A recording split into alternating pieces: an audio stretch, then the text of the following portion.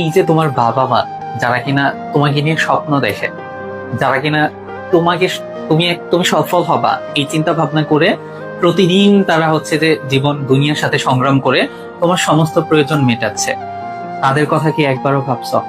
তাদের চোখের পানি কি তুমি কোনোদিন দেখছো?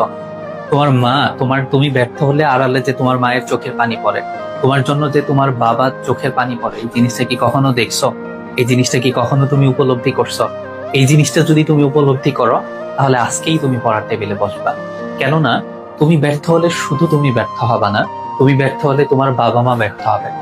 তুমি কি চাও তোমার কারণে তারা সমাজের কাছে ছোট হোক?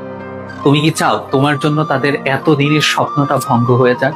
তোমার বাবা হয়তোবা স্বপ্ন দেখেছে আমার ছেলে বড় হয়ে একজন ডক্টর হবে, হয়তোবা তোমার মা স্বপ্ন তুমি হবে আইনজীবী, হয়তোবা তারা স্বপ্ন দেখেছে তুমি বাংলাদেশের সর্বোচ্চ বিদ্যাপীঠে পড়বে। কিন্তু শুধুমাত্র তোমার অবহেলার কারণে এই লোক